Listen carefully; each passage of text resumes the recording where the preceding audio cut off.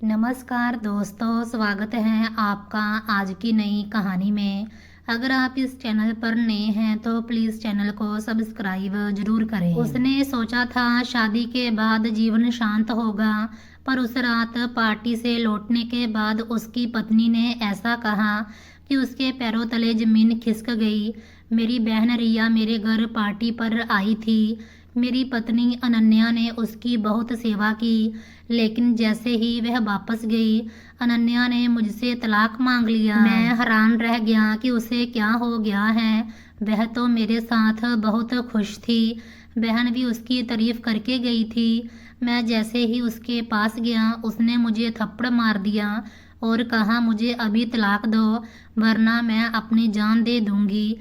मैंने गुस्से में उसे तलाक दे दिया और कहा निकल जाओ, लेकिन उस समय मेरा दिल फट गया जब पत्नी जाते जाते बोली मेरी बहन का। मैंने फ़ोन किया कि मैं तुरंत घर पहुंचने वाला हूं, फिर हमें निकलना होगा।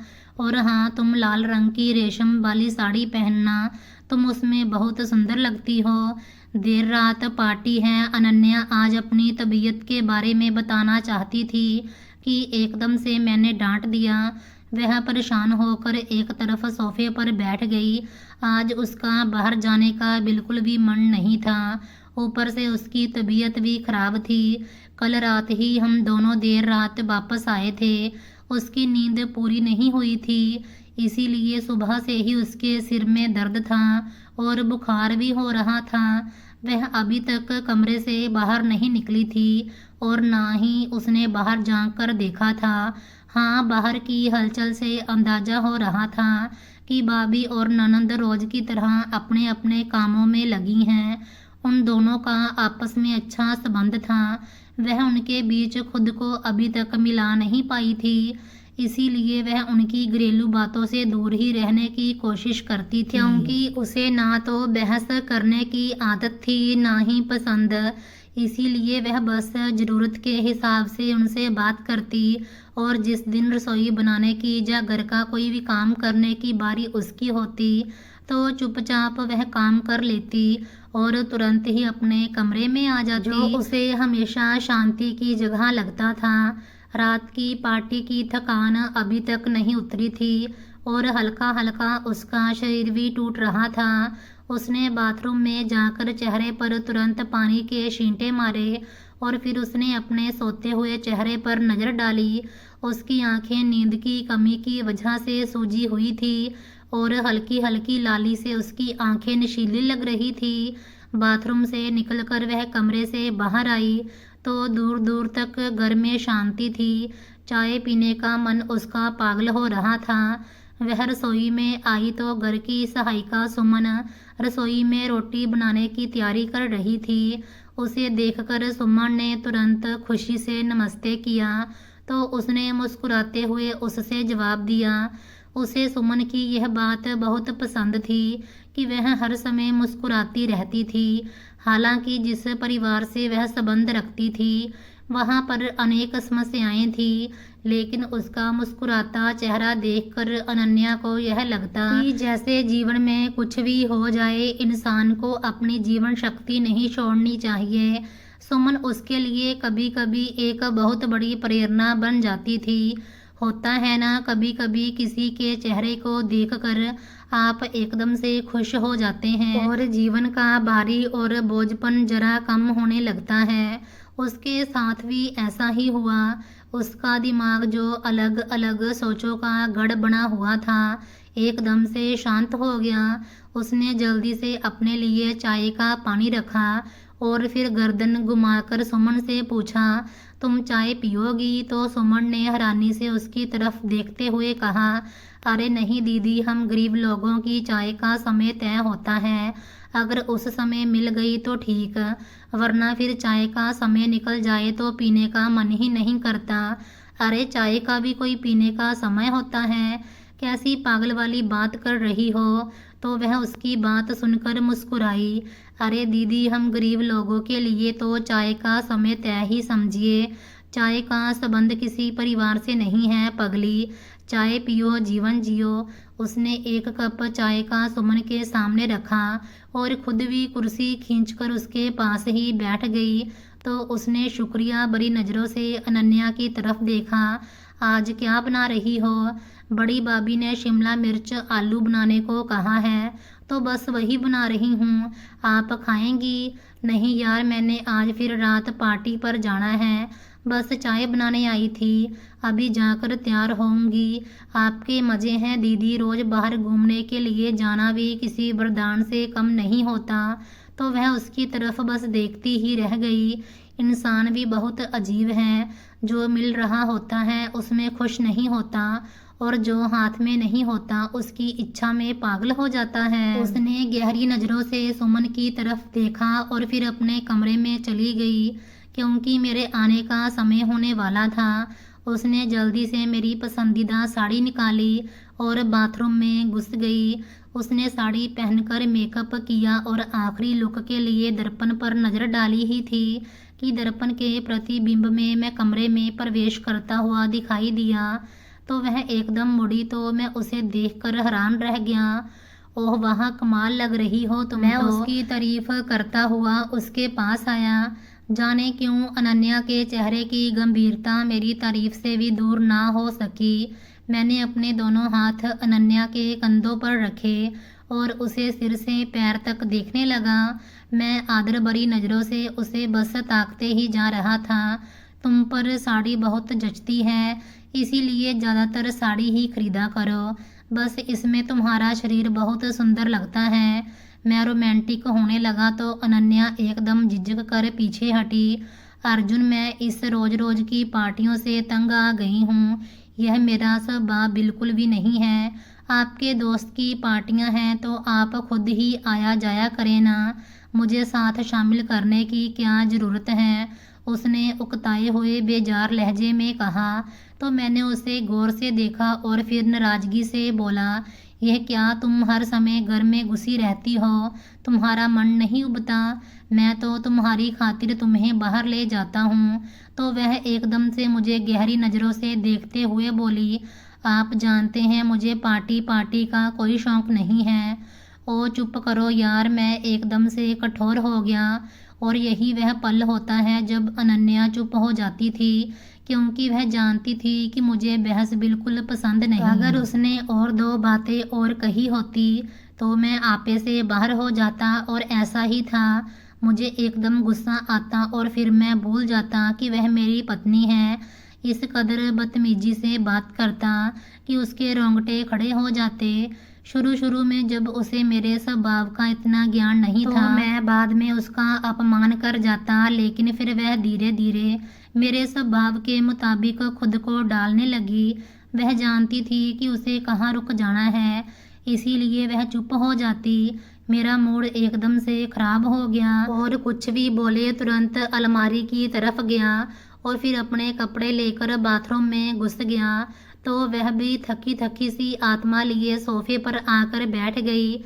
मैं कपड़े बदलकर बाहर निकला और फिर ड्रेसिंग टेबल के सामने खड़ा अपने बालों में कंघी चलाने लगा, लेकिन दर्पण के प्रतिबिंब में मैंने अनन्या को देखा।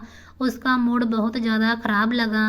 तो उसका मूड ठीक करने के लिए मैं एकदम से प्यार जताते हुए बोला, यह पार्टियां इंसान की थकान उतारती हैं। मेरी प्रिय पत्नी, तुम अभी आदी नहीं हुई हो ना, लेकिन जब तुम आदी हो जाओगी तो तुम मुझे खुद कहा करोगी, चलो किसी पार्टी में चलते हैं। तो उसने हैरानी से मेरी तरफ देखा और फिर धीरे से बोली, अर्जुन, मुझे यह पार्टियां, हल्ला गुल्ला, शोर शराबा और लोगों की भीड़ बिल्कुल भी पसंद नहीं है। और आप कह रहे हैं कि जब आदत हो जाएगी। मैं आपको सच कह रही हूँ कि चाहे दुनिया इधर की उधर हो जाए, यह सब मेरी आदत में शामिल नहीं हो सकता। मुझे घर में रहना आराम देता है। तो मैंने उसकी आंखों में आंखें डालते हुए कहा, देखो, मैं जिस सेठ के साथ काम करता हूँ वहाँ पर पार्टियाँ आम बात हैं। कर्मचारी अपनी पत्नियों के साथ वहाँ पर आते हैं। ऐसे में शादीशुदा होने के बावजूद अगर मैं अकेला जाऊंगा तो लोग क्या समझेंगे कि मेरी पत्नी या मैं खुद किसी पुराने ज़माने के विचारों वाला आदमी हूँ। हमें अपना दर्जा बदलना है, समय की मांग को समझना होगा, तभी मैं उन्नति कर सकूँगा। मैं जानता हूँ कि तुम्हें यह सब पसंद नहीं, लेकिन अब तुम अपनी पसंद को मेरी खातिर बदल लो तो बेहतर होगा। वैसे भी तुम मेरे साथ होती हो, कोई अकेली तो नहीं हो जो इतनी परेशान हो जाती हो।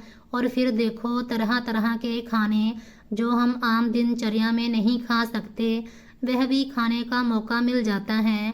और तुम तो हो ही खाने की शौकीन। मज़ेदार खाने अगर इस बहाने मिल जाते हैं तो यह मौका अपने हाथ से क्यों जाने दे रही हो। तो वह मेरी बात सुनकर मुस्कुराई। हाँ, खाने वाली बात तो सही है, लेकिन क्या भाई, अगर मनपसंद खाना खाना है तो फिर मेहनत तो करनी पड़ेगी ना, वरना खाओ फिर घर में पकी हुई दाल सब्जी। मैंने उसकी आंखों में आंखें डालते हुए कहा, मैं जानता हूँ कि यह सब तुम्हें पसंद नहीं, लेकिन अब यह सब हमारे जीवन का हिस्सा है। मैं दो टूक अंदाज में बोला तो उसने गहरी सांस लेते हुए मेरी तरफ देखा, जो अब सुगंध को अपने कपड़ों पर छिड़क रहा था। साड़ी के साथ बाइक पर बैठना कोई इतना आसान काम नहीं था, लेकिन मरती क्या ना करती। वह साड़ी संभालते मेरी खुशी की खातिर बाइक के पीछे बैठ गई। मैंने बाइक स्टार्ट की और धीमी रफ्तार के साथ चल पड़ा। सर्दियों का आरंभ था और हल्की हल्की ठंडक शुरू हो चुकी थी। उसे साड़ी में हल्की हल्की ठंड भी लगने लगी, लेकिन मुझे यह सब बताने का कोई फ़ायदा नहीं था, क्योंकि वह जानती थी कि मैं इतना परवाह करने वाला इंसान नहीं हूँ। ठंडी ठंडी हवा में उसके सिर का दर्द और बढ़ गया। किसी तरह हम एक 5 सितारा होटल में पहुँचे। मैंने जल्दी से अपनी बाइक पार्किंग में खड़ी की और उसका हाथ पकड़कर मैं होटल की लॉबी में प्रवेश हुआ। वेटर ने हाथ के इशारे से हमें पार्टी हॉल बताया, तो मैं अनन्या के साथ कदम से कदम मिलाता हुआ जब हॉल में प्रवेश हुआ तो पार्टी का माहौल पूरे शिखर पर था। वेटर रंग बिरंगे नाश्ते लिए मेहमानों की सेवा कर रहे थे। हल्की हल्की संगीत कानों में रस घोल रही थी। लोगों की बातें और हंसी की आवाज़ें आ रही थी। मेरे दोस्त अब अनन्या को जानने लगे थे, इसीलिए वह तुरंत ही उससे आदर सम्मान करने के लिए आ गए। उसने झिझकते हुए खुशी से सबके नमस्ते का जवाब दिया।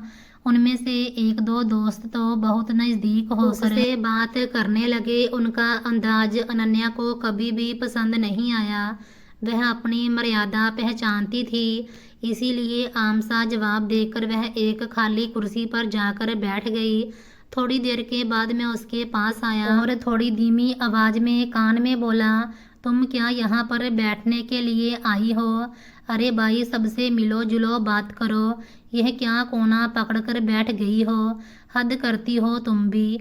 वो एकदम क्रोध से बोली, मैं यहाँ किसी को भी नहीं जानती और यह मेरा स्वभाव नहीं कि मैं खामखा लोगों के साथ घुल मिल जाऊं। मेरा यह स्वभाव नहीं, मेरा वह स्वभाव नहीं। पक गया हूँ मैं तुम्हारी यह बातें सुन सुन कर। बस करो और खुद को इस माहौल में डालने की कोशिश करो। कोशिश ही तो कर रही हूँ अर्जुन, और कितनी कोशिश करूँ? क्या खाक कोशिश कर रही हो? इतनी अच्छी साड़ी पहनी है, सबसे ज़्यादा प्यारी लग रही हो, लेकिन कोने में जाकर बैठ गई हो। ऐसे कहाँ तुम दिखोगी? अर्जुन, मैं यहाँ किसी को दिखाने के लिए तो नहीं आई हूँ कि मेरा दिखना जरूरी है। क्या अजीब बातें कर रही हो तुम? अर्जुन उसे गुस्से से घूरने लगा। ना जाने मेरे दोस्त तुम्हें देखकर क्या सोचते होंगे कि किस गांव की लड़की के साथ मैंने शादी कर ली है। तुम्हें देखकर पहला असर तो यही आता है, कहीं से भी शहर की लड़की और कॉलेज से पढ़ी हुई नहीं लगती हो तुम। तो वह उसकी बात सुनकर दूसरी तरफ देखने लगी। तुम्हें तो समझाना ही बेकार है। अर्जुन पैर पटकते हुए वहां से चला गया। तो उसने गहरी सांस ली। अनन्या को समझ नहीं आता था कि इतना सब कुछ करने के बावजूद वह उस इंसान के स्वभाव पर पूरी नहीं उतर पाई। कहीं ना कहीं वह कमी निकालने के लिए आ जाता है। उसने अपने आप को कहाँ से कहाँ नहीं बदल डाला, लेकिन अर्जुन समझने की कोशिश ही नहीं करता था। खाना लग चुका था तो उसने भगवान का शुक्रिया कहा, क्योंकि उसके बाद फिर वह घर चले जाया करते थे। वह भी धीरे से उठी और एक प्लेट में अपने लिए खाना निकालने लगी। उसने अपनी प्लेट में थोड़ी सी बिरयानी और एक रोस्ट का टुकड़ा रखा ही था कि उसे अपने पास एक बहुत गंभीर सी आवाज़ सुनाई दी। बस इतना सा खाती हैं आप, तभी तो इतना फिट शरीर है।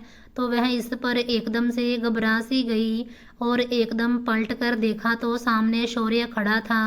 शौर्य सेठ का बेटा था, जो अक्सर उससे कोई ना कोई बात करने का बहाना ढूंढता रहता और इस बहाने में दिलचस्पी ना रखने के बावजूद उससे बहस करता तो वह चिढ़ जाती और वह उसके इसी चिढ़ने का मजा लेते हुए मुस्कुराता रहता।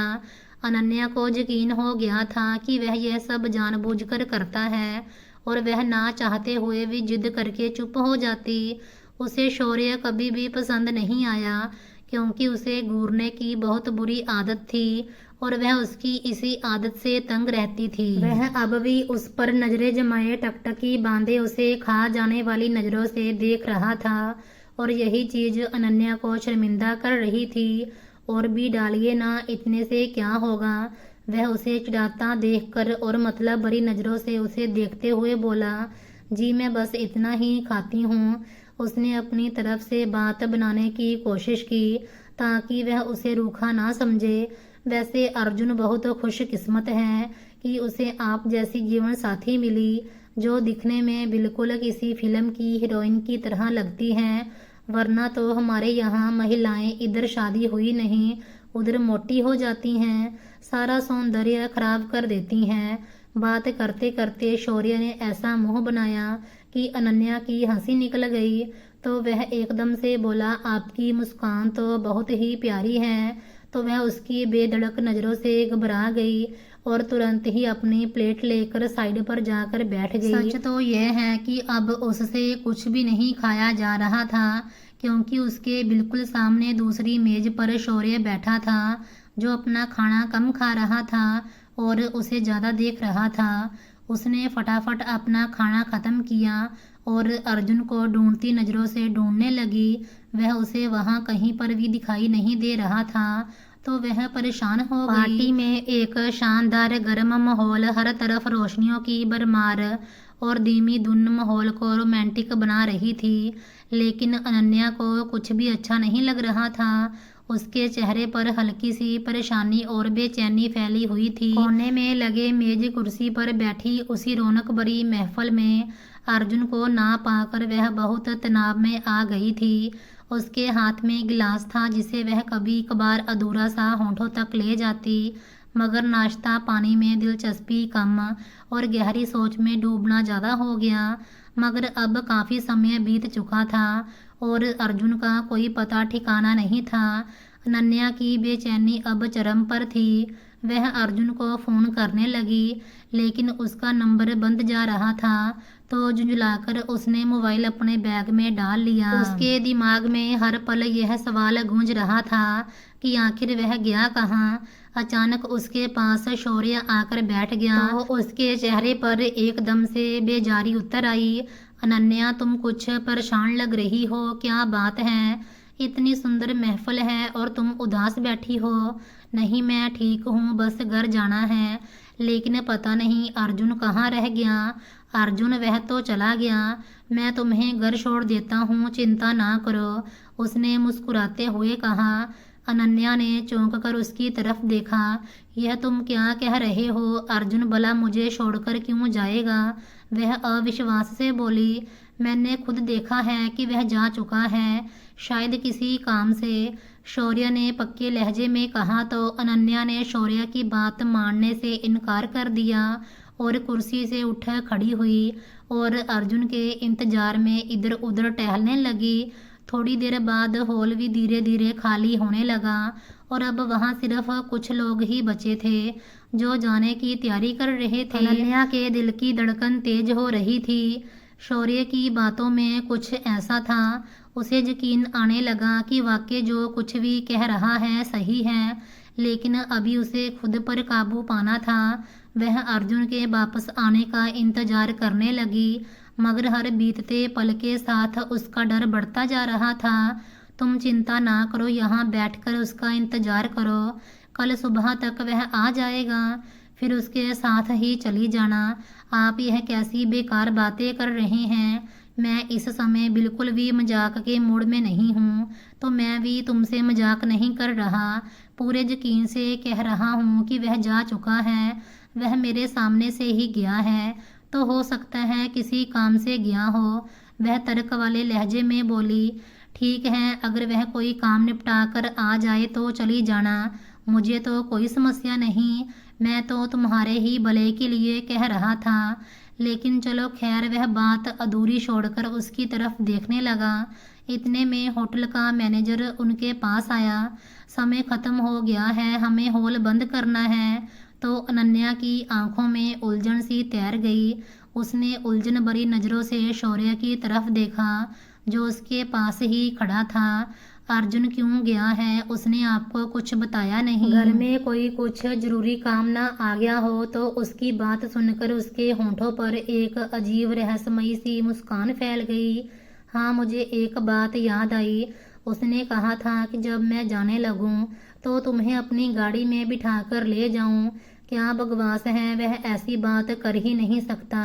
वह पूरे यकीन से बोली, ओहो भाई, मैं मजाक कर रहा हूँ, बस ऐसे ही कह दिया कि शायद तुम्हारी परेशानी कम हो। परेशानी कम कैसे हो सकती है? भगवान सब ठीक करे, घर में सब ठीक हो, परेशान होने की ज़रूरत नहीं है। अनन्या, अगर मुझ पर भरोसा करती हो तो चलो मेरे साथ, मैं तुम्हें छोड़ आता हूँ। उसकी बात ने अनन्या को और बेचैनी में डाल दिया। नहीं, मैं खुद ही किसी तरह घर चली जाऊंगी। अनन्या ने कह तो दिया, लेकिन अंदर से वह जानती थी कि उसके पास तो घर जाने का किराया भी नहीं है। पैसे अर्जुन के पास थे और वह यह भी नहीं जानती थी कि पास में टैक्सी कहाँ मिल सकती है। पार्टी का माहौल अब पूरी तरह बदल चुका था और होटल का हॉल एकदम खाली पड़ा था और मैनेजर उनके जाने के इंतजार में खड़ा था। अनन्या ने अपने आसपास देखा, हर तरफ सुनसान था। वह दिल ही दिल में प्रार्थना करने लगी कि अर्जुन जल्दी वापस आ जाए। इतने में शौर्य दोबारा आगे बढ़ा। अनन्या, यहाँ इंतजार करने का कोई फायदा नहीं है।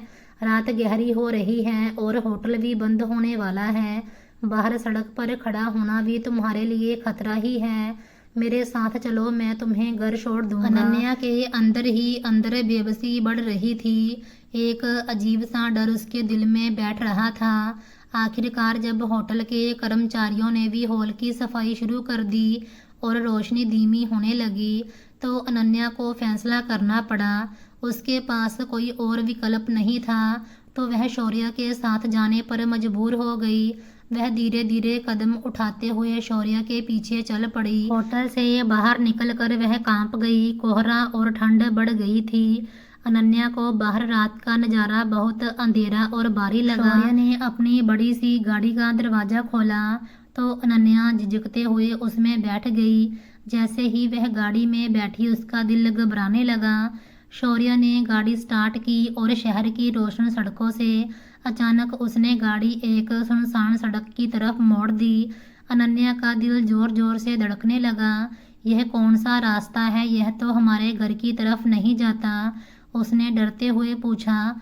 तो शौर्य ने मुस्कुराते हुए कहा, कोई बात नहीं, आज हमारे घर चलो। तो उसकी बात सुनकर अनन्या के दिल की धड़कन तेज हो गई। तो वह एकदम हंस दिया। एक तो तुम्हारी शक करने वाली आदत खत्म नहीं हुई।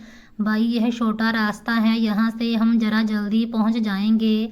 लेकिन सच बात तो यह है कि घर पहुँचने तक अनन्या को उस पर शक ही रहा। उसने ठीक उसके घर के आगे गाड़ी रोकी तो अनन्या उसका शुक्रिया करते हुए गाड़ी से उतर गई।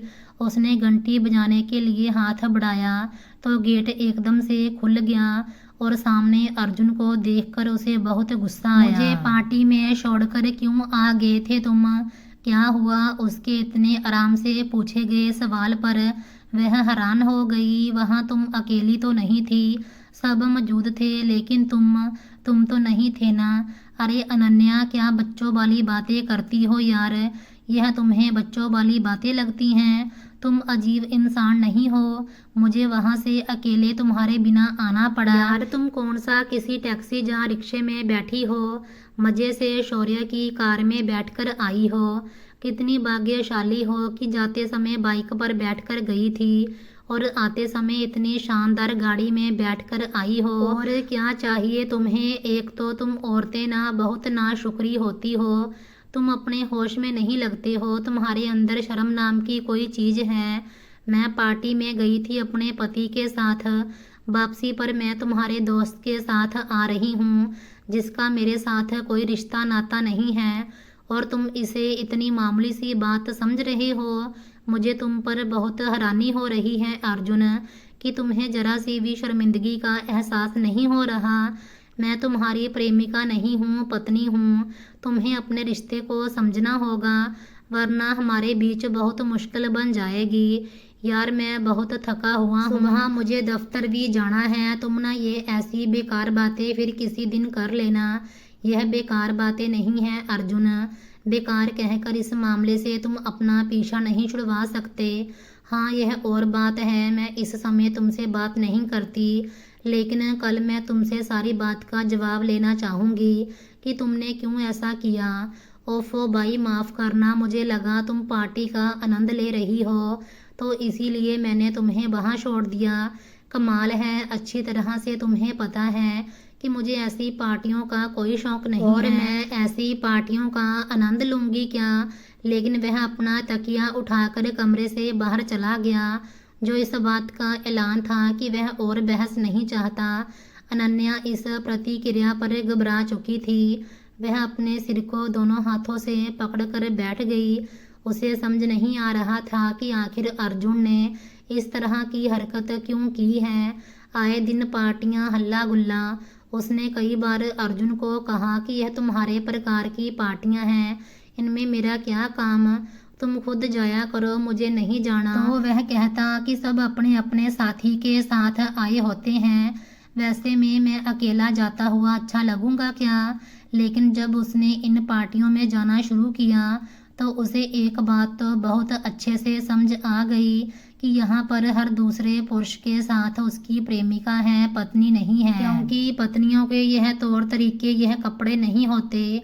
लगभग लड़कियाँ जो भी पुरुष के साथ खड़ी होती थी वह बहुत कम कपड़ों में थी और वह कपड़े इस कदर खुले थे कि वह भी शर्म के मारे दूसरी बार उनको देख नहीं पाती थी।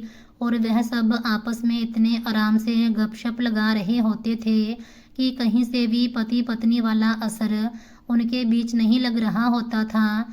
जब से यह बात उसने नोट की थी तो उसने अर्जुन को मना करना शुरू कर दिया था कि वह ऐसी पार्टियों में उसे क्यों लेकर जाता है।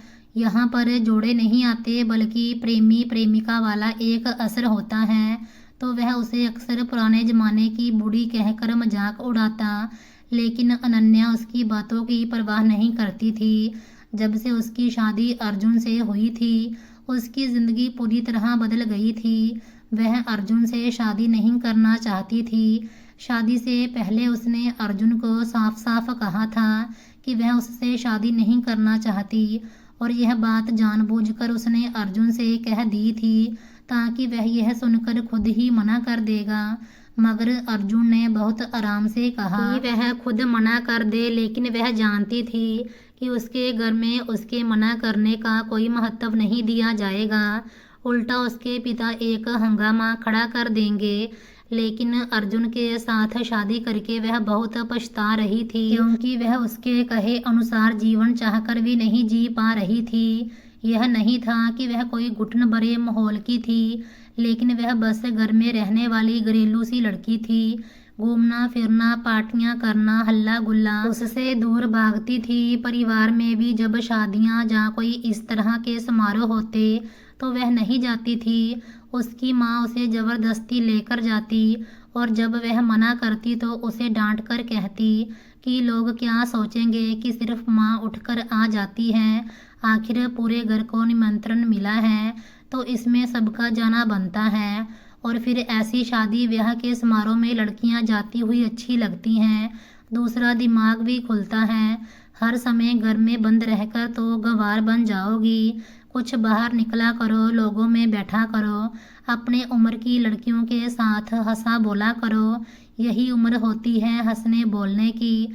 फिर जिम्मेदारियां बढ़ जाती हैं तो लड़कियां तो बोलना भी भूल जाती हैं। दूसरा, घर में बंद रहकर तुम कैद हो जाओगी। इसीलिए बाहर निकलो, देखो लोगों के रंग ढंग क्या हैं। लड़कियां तुम्हारी उम्र की कैसा पहनती ओढ़ती हैं, आजकल फैशन में क्या चलन चल रहा है, वह किस कॉलेज विश्वविद्यालय में कौन सा विषय पढ़ रही हैं, यह सब बातें तुम्हें मालूम होनी चाहिए। क्योंकि जीवन सिर्फ उपन्यास की रोमांटिक कहानियाँ पढ़ने से समझ में नहीं आता, बल्कि लोगों में बैठने उठने से, बात करने से पता चलता है। नई नई चीज़ें पता चलती हैं। तो वह अपनी माँ की बातें चुपचाप हाथ रखे बहुत शांति से सुनती। तो उसकी माँ बोलते बोलते जब उसके चेहरे की तरफ देखती तो उन्हें हंसी आ जाती। एक तो तुम्हारी यह बहुत बुरी आदत है कि तुम आगे से कुछ नहीं बोलती। कुछ तो कहा करो ताकि मुझे भी पता चले कि तुम हर समय क्या बैठकर अंदर ही अंदर सोचती रहती हो। बस घर का थोड़ा बहुत काम किया और उसके बाद मैडम उपन्यास पकड़कर यूं कमरे में घुसती है तो फिर रात को निकलती है। कुछ बातचीत किया करो मेरी जान, इस तरह चुप रहना अच्छी बात नहीं है। तो वह अपनी माँ की बातों पर हंसकर मुस्कुरा देती।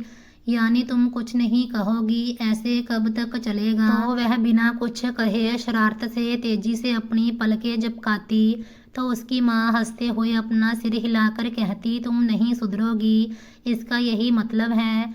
तो वह फिर मुस्कुराते हुए तेजी से पलकें झपकाती। तो उसकी माँ एक गहरी सांस लेकर कमरे से बाहर निकल जाती। तो वह फिर से अपना उपन्यास खोलकर बैठ जाती। वह बहुत सुंदर दिन थे उसकी ज़िंदगी के। कभी वह माँ की मान लेती और कभी माँ उसकी मान लेती और यूं समय गुजरता चला जाता। वह नहीं जानती थी कि शादी के बाद दूसरे की मर्जी से सांस लेना पड़ता है। होटल वाली घटना के बाद अनन्या अर्जुन से काफ़ी दूर दूर रहने लगी थी। इसीलिए उसने अनन्या को खुश करने के लिए एक बिल्कुल नए ब्रांड का नया मोबाइल लाकर उसे दिया, जिसकी हमेशा से उसे इच्छा थी। उसे देखकर अनन्या बहुत खुश हो गई। यह फ़ोन तो बहुत महंगा लग रहा है, उसने खुशी से खिलते हुए कहा। तुम्हारी मुस्कान से ज़्यादा कीमती तो नहीं है। अर्जुन की मोहब्बत में डूबी आवाज़ सुनकर वह मुस्कुरा दी। वह बहुत ध्यान से फ़ोन के फीचर देख रही थी कि अचानक उसके मोबाइल पर एक अजनबी नंबर से फ़ोन आया। अनन्या ने हैरानी से फ़ोन की स्क्रीन को देखा और फ़ोन उठाया। हेलो, उसने धीरे से कहा। दूसरी तरफ से चुप्पी थी। फिर एक जानी पहचानी सी आवाज़ ने सन्नाटा तोड़ दिया। अनन्या। अनन्या का दिल एक पल के लिए कांप सा गया। यह शौर्य की आवाज़ थी। शौर्य, तुम्हें यह नंबर कैसे मिला? अनन्या ने हैरानी से पूछा। बस जो अच्छे लगते हैं उनसे संपर्क हो ही जाता है, वह बहुत प्रभावशाली अंदाज में बोला। तो अनन्या का दिल जोर जोर से धड़कने लगा। यह फ़ोन नंबर तो बिल्कुल नया था, किसी को भी मालूम नहीं था। फिर शौर्य को कैसे उसके नंबर का पता चल गया? अनन्या ने जल्दी से फ़ोन बंद कर दिया और कमरे के दरवाजे की तरफ देखने लगी, जैसे कोई दरवाजे में खड़ा उसकी बातें सुन रहा हो। उसने खुद को संभालने की कोशिश की, लेकिन शौर्य के फ़ोन ने उसके दिल में अजीब बेचैनी पैदा कर दी थी। अर्जुन कमरे से कब निकला उसे पता नहीं चला, मगर जब वह कमरे में आया तो बातों बातों में उसने शौर्य का जिक्र छेड़ दिया। तो अनन्या को बड़ी हैरानी हुई। उसने तुरंत अर्जुन से पूछा कि तुम्हें यह मोबाइल कहीं शौर्य ने तो नहीं दिया? तो वह हैरानी से अनन्या की तरफ देखने लगा। वह मुझे मोबाइल क्यों देगा? वह एकदम घबराते हुए बोला। तो ना जाने क्यों अनन्या को ऐसे लगा जैसे वह नज़रें चुरा रहा हो। वह एकदम से बोली कि उसका फ़ोन आया था। अच्छा, तो क्या हुआ अगर उसने फ़ोन कर लिया? इसमें कौन सी बुरी बात है? बात बुराई की नहीं, मैं सिर्फ यह जानना चाहती हूँ कि उसे इस मोबाइल का नंबर क्या तुमने दिया है? अरे भाई, मैं क्यों दूंगा? ओ हाँ, मैंने इस मोबाइल से एक फ़ोन दफ्तर में किया था, तो शायद शौर्य ने मुझसे बात करनी हो, लेकिन अनन्या को उसकी बात पर बिल्कुल भी यकीन ना आया, मगर वह चुप हो गई। उसे हैरानी थी कि यह कैसा पति है जिसकी पत्नी को एक अनजान व्यक्ति फ़ोन कर रहा है और वह बुरा नहीं मान रहा। अगले दिन फिर शौर्य का फ़ोन आया। अनन्या ने फ़ोन उठाया और बिना कोई बात किए तुरंत बंद कर दिया। 2 दिन बाद अर्जुन ने कहा कि वह दोनों शौर्य के साथ रात के खाने पर जा रहे हैं। अनन्या ने साफ मना कर दिया, लेकिन अर्जुन के गुस्से को देखते हुए वह साथ चल पड़ी। जब वह अर्जुन के साथ रेस्टोरेंट पहुंची तो शौर्य ने हंसकर उनका स्वागत किया, लेकिन अनन्या के चेहरे पर नाराज़गी साफ दिख रही थी। वह चाहती थी कि जल्द से जल्द यहाँ से चली जाए, लेकिन शौर्य और अर्जुन आपस में बातों में मगन थे। फिर अर्जुन माफ़ी मांगते हुए बाथरूम जाने के लिए उठा तो वह शौर्य के पास अकेली रह गई। अर्जुन का व्यवहार उसे असामान्य लगा। उसे लगा जैसे वह शौर्य और अनन्या के बीच की राह आसान कर रहा हो, लेकिन क्यों, इस सवाल का जवाब अनन्या के पास नहीं था। अर्जुन के जाने के बाद शौर्य ने उससे बात करने की कोशिश की, लेकिन वह उसे लगातार अनदेखा करने लगी। तो शौर्य एकदम गंभीरता से उसकी तरफ देखकर बोला, तुम बहुत मासूम लड़की हो और बहुत वफादार भी, लेकिन जिसके साथ तुम वफादारी निभाने की कोशिश कर रही हो वह तुम्हें खड़े खड़े बेच देगा और तुम्हें पता भी नहीं चलेगा। इसीलिए अपनी आंखें और कान खुले रखो।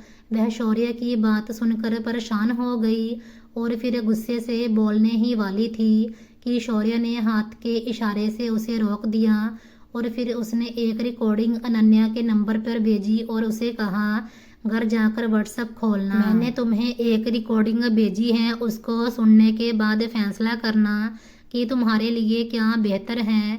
घर पहुंचकर वह अर्जुन के सोने का इंतजार करने लगी।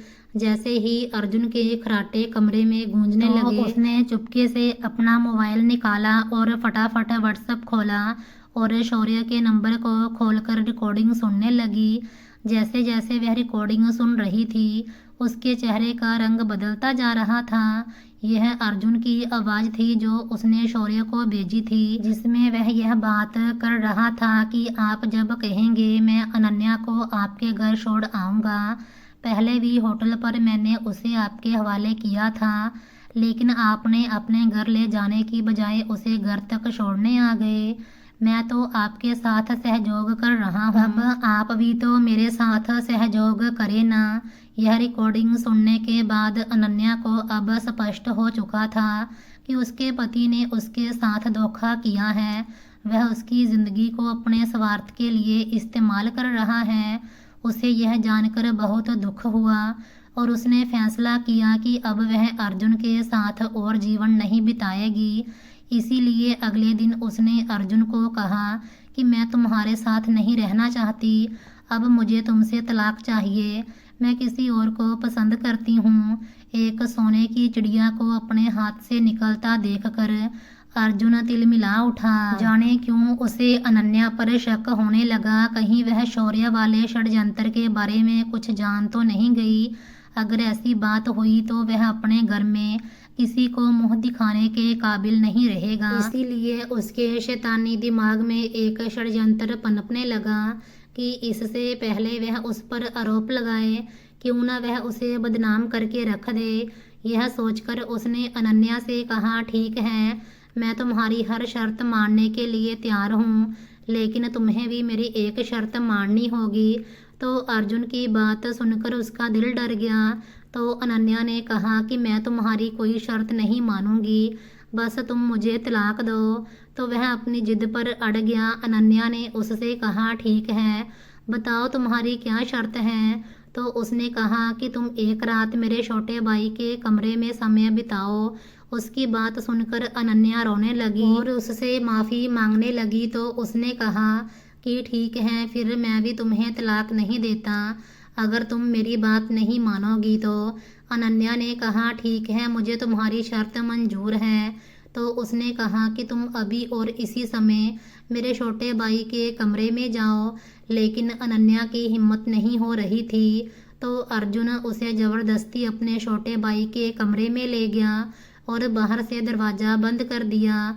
तो वह रोने लगी। उसका देवर जो लेटा हुआ था एकदम से उठकर बैठ गया और भाभी को रोते देखकर वह हैरान परेशान उनके पास आकर खड़ा हो गया। भाभी सब ठीक तो हैं? आप इस तरह मेरे कमरे में रात के इस समय क्या कर रही हैं और क्यों रो रही हैं? अर्जुन भाई तो ठीक हैं। उसके मुंह से अर्जुन का नाम सुनकर उसके तन बदन को आग लग गई और वह रोते हुए बोली, तुम्हारा भाई ठीक है लेकिन चरित्र का बहुत गलत इंसान है। उसी ने मुझे इस समय तुम्हारे कमरे में भेजा है। तो वह हैरान होकर उसकी तरफ देखने लगा।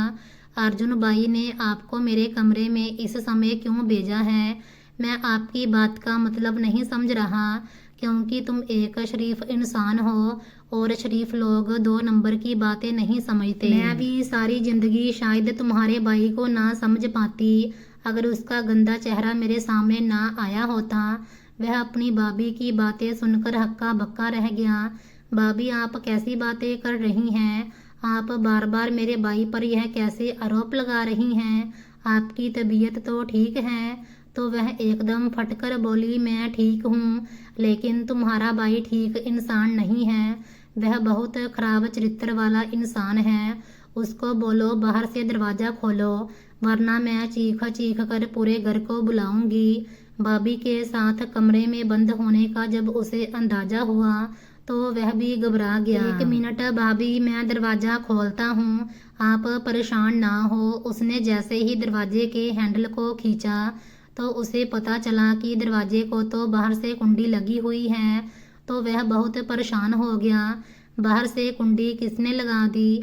तो वह रोते हुए बोली, तुम्हारे भाई ने। मगर क्यों? क्योंकि वह तुम्हें और मुझे बदनाम करना चाहता है। हे भगवान, आप तो मेरी बहन जैसी हैं, भाभी हैं। वह भला ऐसा क्यों करेंगे? वह भी अनन्या को समझा ही रहा था कि बाहर दरवाजे पर उसके माँ पिता और अपनी भाभीयों की आवाज़ें सुनाई देने लगी। तो वह परेशान हो गया। इतने में दरवाजे की कुंडी बाहर से खोली गई तो उसका भाई अर्जुन एकदम से सबको लेकर अंदर कमरे में आ गया और कहा, यह देख लें आप मेरी पत्नी की करतूत। यह आधी रात को उठकर कमरे से बाहर जाती है। कई बार मैंने इससे पूछा तो यह कोई ना कोई बहाना कर देती, लेकिन आज मैंने इसे रंगे हाथों पकड़ लिया। उसकी बात सुनकर उसकी भाभी और देवरानी तो अपने कानों को हाथ लगाने लगी, लेकिन सास ससुर गुस्से से अनन्या को देखने लगे और फिर उसकी सास बहुत तंज वाले लहजे में अपने पति से बोली, इसीलिए मैं आपको कहती थी, ठहरे गहरे खानदान की लड़की मत ब्याह कर लाओ। ऐसी लड़कियों का क्या पता चलता है। लेकिन आप भी नहीं माने। इससे पहले कि उसके ससुर और देवरानी भाभी उस पर दोष लगाकर उसे घर से बाहर निकालते, उसने तुरंत मोबाइल निकाला और वह रिकॉर्डिंग चला दी जो शौर्य ने उसकी तरफ भेजी थी। वह रिकॉर्डिंग सुनकर सभी हैरान रह गए। फिर अनन्या ने रोते हुए कहा, इसने मुझे उस रात होटल में अकेले छोड़ दिया ताकि शौर्य मुझे अपने घर ले जाए। यह तो अपने हाथों इज्जत नीलाम करने वाला इंसान है। आप इसकी बातों पर भरोसा ना करें। तो एकदम उसकी भाभी बोली, हमें क्या पता कि क्या वाकई शौर्य की आवाज़ है? क्या पता तुमने किसकी आवाज़ में यह रिकॉर्डिंग की है और अब हमें बेवकूफ़ बना रही हो। तो वह भाभी की बात सुनकर रो पड़ी। लेकिन उसी समय उनके दरवाजे पर जोरदार दस्तक हुई। यह इस समय कौन है? अर्जुन गुस्से से दरवाजे की तरफ लपका और जैसे ही उसने दरवाज़ा खोला तो उसके पैरों के तले से ज़मीन निकल गई, क्योंकि सामने शौर्य खड़ा था। शौर्य के साथ बॉडीगार्ड देखकर अर्जुन की सांस ऊपर की ऊपर ही रह गई। शौर्य बहुत दबंग अंदाज में उसे घूरता हुआ अंदर दाखिल हुआ। घर के सभी लोग शोर शराबा सुनकर बाहर आंगन में आ गए। शौर्य ने बारी बारी सबकी तरफ देखा और जैसे ही उसकी नज़र अनन्या पर पड़ी तो उसकी लाल आंखें देखकर वह तड़प सा गया और फिर धीरे से बोला, अनन्या, क्या तुम अभी यहाँ रहना चाहोगी? सब कुछ तो तुम्हारे सामने स्पष्ट है, अब फैसला तुम्हारे हाथ में है। फिर उसने अर्जुन के पिता की तरफ देखकर कहा, बेटों को पैसा कमाने की खातिर जरूर प्रेरित करें, लेकिन उन्हें सही और गलत का रास्ता भी समझाना माता पिता का ही फर्ज होता है। पैसा कमाने का कोई छोटा रास्ता नहीं है और जो लोग छोटे रास्ते से पैसा कमाना चाहते हैं वह ऐसे ही अपने चरित्र को गंदा कर लेते हैं।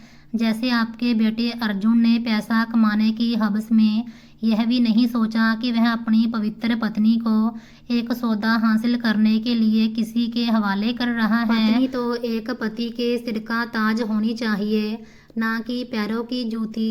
फिर उसने वहीं खड़े खड़े अर्जुन की कई रिकॉर्डिंग्स सब घर वालों को सुनाई, जिसमें वह अनन्या के हवाले से उससे लेन देन कर रहा था, जिसे सुनकर घर के सभी लोगों के सिर शर्म से झुक गए।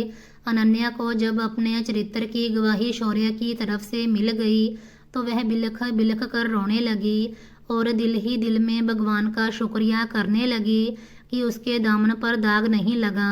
शौर्य ने उसकी तरफ देखा और कहा, अगर तुम यहाँ रहना चाहती हो तो तुम्हारी मर्जी, लेकिन अगर जाना चाहती हो तो मैं तुम्हें तुम्हारे माता पिता के घर छोड़ आऊँगा, अगर तुम्हें भरोसा है तो।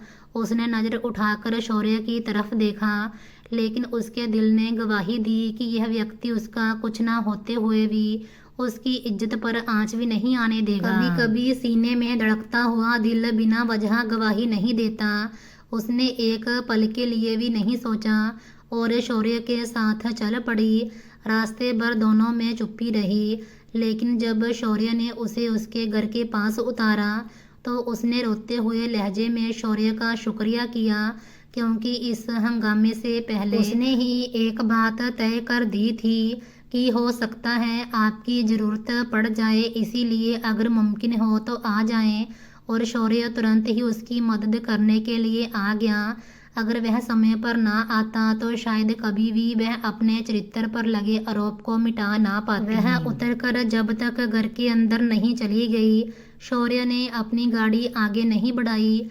अनन्या के माता पिता ने जब उसे टूटा फूटा और रोता हुआ देखा और जब सारी बात उन्हें पता चली तो उनके दिल धक से रह गए। वह सोच भी नहीं सकते थे कि अर्जुन इस कदर नीच इंसान निकलेगा। वह अर्जुन से तलाक लेना चाहती थी तो उसके माता पिता ने उसे समर्थन देते हुए कहा कि ऐसे नीच इंसान से तलाक ले लेना ही अच्छा है। इसलिए अदालत में मुकदमा कर दिया गया और कुछ महीने बाद अर्जुन ने उसे तलाक दे दिया। जिस दिन उसे तलाक हुई उस दिन वह बहुत रोई, लेकिन उसके माता पिता ने उसके सिर पर हाथ रखकर कहा कि ऐसे रिश्ते पर रोने की कोई ज़रूरत नहीं। भगवान का शुक्रिया करो कि उसने तुम्हें इस गंदगी से निकाला। यह उसके माता पिता का प्यार था कि वह बहुत जल्द इस झगड़े से निकलने लगी। इस दौरान शौर्य ने दोबारा उससे कभी भी संपर्क ना किया। कई बार उसका दिल चाहा, लेकिन वह खुद को रोक लेती। उसने समय बिताने के लिए घर के पास स्कूल में नौकरी कर ली। एक दिन स्कूल से वापस आई तो शौर्य और उसकी माँ को देखकर हैरान रह गई। माँ के जरिए से उसे पता चला कि वह उसका रिश्ता लेने आए हैं। उन्होंने स्पष्ट रूप से अनन्या से पूछा, अगर तुम्हें मंजूर है तो हम हाँ करते हैं, क्योंकि अब तुम्हारी मर्जी के खिलाफ हम कोई भी कदम नहीं उठाना चाहते। तो उसने शर्माकर सिर झुका लिया। भला उस जैसे मजबूत चरित्र वाले आदमी को वह अपने पति के रूप में स्वीकार क्यों ना करती। शादी के बाद अनन्या ने सोचा था कि उसकी ज़िंदगी फिर से टूट जाएगी, लेकिन शौर्य ने उसे वो सम्मान दिया जो अर्जुन कभी ना दे सका। शौर्य की माँ सावित्री देवी ने उसे बेटी की तरह अपनाया। घर में कोई पार्टी का दबाव नहीं था, कोई हल्ला गुल्ला नहीं था। बस सुबह मंदिर, दोपहर में साथ में खाना और शाम को तुलसी के पास दिया। अनन्या ने स्कूल की नौकरी नहीं छोड़ी। शौर्य ने कहा, तुम्हारे पंख मैं नहीं काटूंगा, उड़ो जितना उड़ना है। धीरे धीरे अनन्या के चेहरे पर वो मुस्कान वापस आई जो सालों पहले खो गई थी। वह अब किसी के डर से नहीं बल्कि अपनी मर्जी से जी रही थी। एक दिन स्कूल में बच्चों ने नाटक रखा। विषय था घर की लक्ष्मी। अनन्या ने मुख्य किरदार निभाया।